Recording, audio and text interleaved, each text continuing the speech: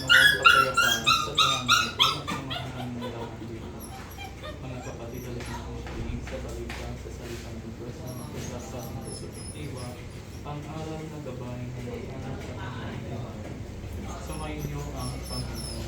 At sumayin. Ang mabuting balita ng Panginoon ayon kay Santo Lucas. Pumasok si Jesus sa Jericho at naglagat sa pabayan. Doon, may isang mayamang punong publikano na nagngangalan sa Zaqueo.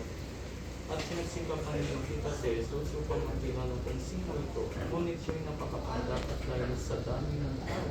Hindi niya makita si Jesus, kaya patakbo siya. Nagpauna at umakyat sa isang punong sikulo upang makita si Jesus na magdaraan doon.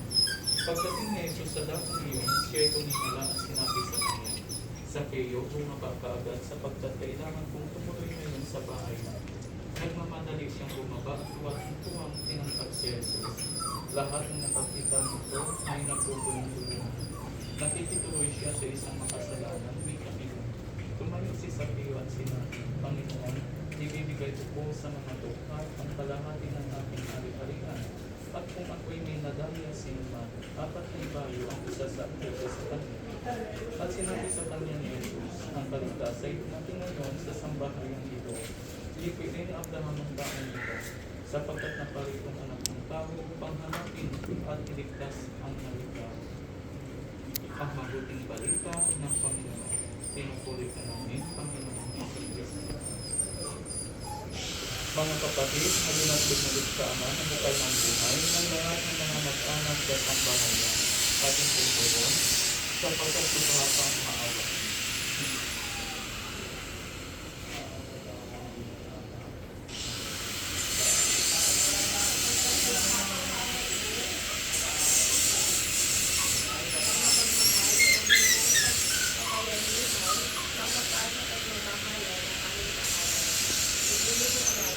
Sapagkat suprapang maawa.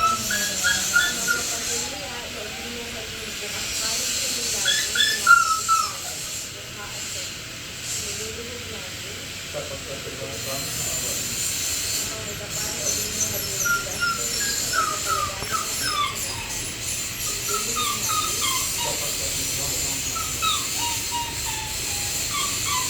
Aming Ama, sa iyong pagandang Diyos, ibigay mo sa amin ang bunga ng pagmamahal.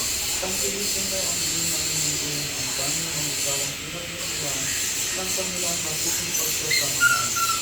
Sinilulog namin ito sa pamamagitan ito kasama ng Espiritu Santo, magkasaralang hanggan. Amen.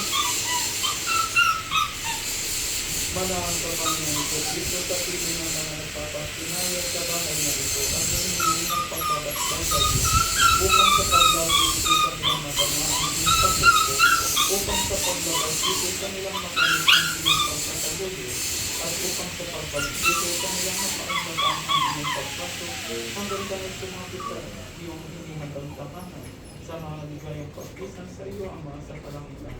Halin namin nabubuhay kasama ng Espiritu Santo, magpasawalang hanggan. Ang banal na tubig na bang ito magpapaalaala ng pakikiisa at pagkamatay pagkabuhay ni Kristo sa sakramento ng Inyag. Ang namin sa masalamat sa sandali ng halat na magpasama ng kahalo, sundin ang loob na ito sa lupa para ng salamat. Bigyan kami ngayon ang aming kapatid. Sa araw na sa pagkawalan ko sa aming mga sala, para ng pagpapatawad namin sa nagkakasala sa amin. At huwag mo kami pagmasulat sa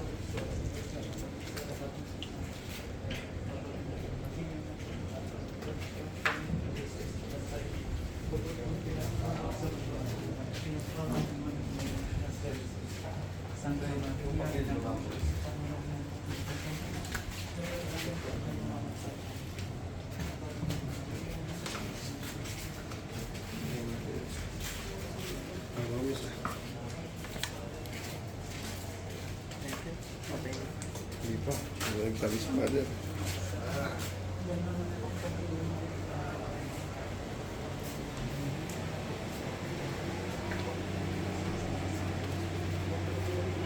Hindi ka mo. Chandelier.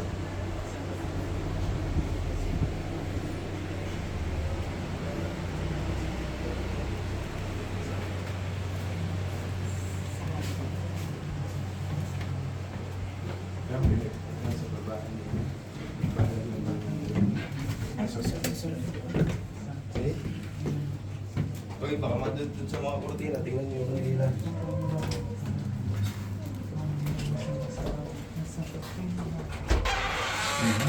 Sige, speaking.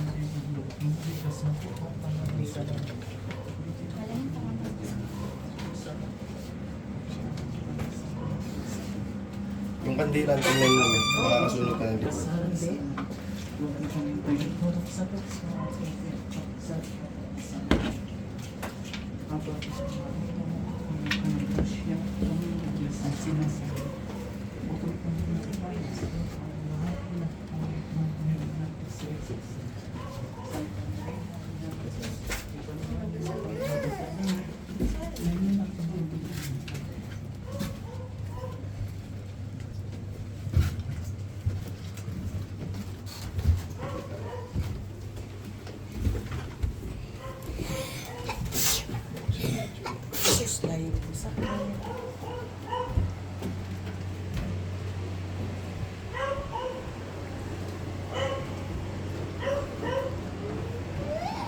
Shh, baby, no? Yan na lang. Ang kapayapaan na loob ni Kristo ay makaaring naman sa ating puso at salita ni Kristo ay mananulubusan sa ating kalooban upang anuman ang ating lalapit sa salita o gawa ay mangyari dahil sa ngalan ng Panginoon ngayon at magkasama lang ng hanggang. Sumayin niyo ang Panginoon At sumayin. at pagpalain kayo ng makapangyarihang Diyos, Ama, Anak, at Espiritu Santo. Santo. Amen.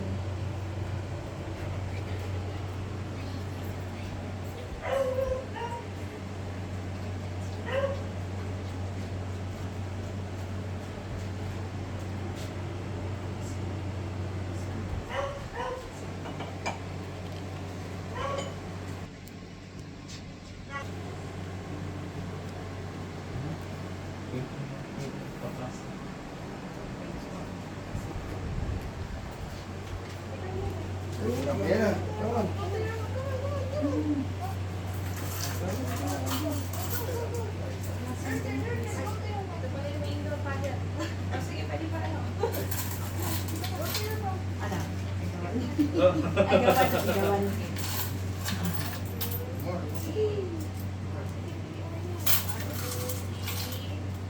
What?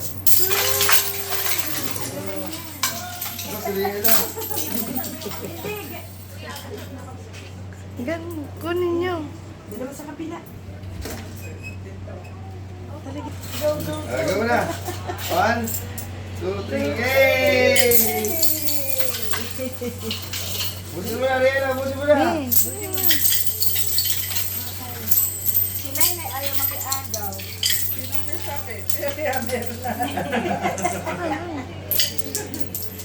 Come on. Kawali kasi bata eh. Ako na po magawa this. Ako na bala magligpit. Kaya pa naman ako nagliligpit eh. Andito pa rin. Motor. Kailangan ko ba? Maantay pala. eh, di na ba patayin to? Hindi pa rin. But hindi pa rin yan. Magbe-bless pa tayo after niya. Boy, yung motor nyo ba? Bax, motor mo. Ha?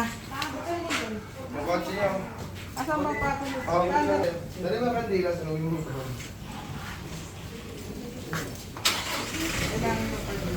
Kuya, sabay mo na si Ali. Yan lang hindi umaga. Si Ali. Ang puno yun natin. Aba, batalin. Kunin mo na si Ali. Isabay na.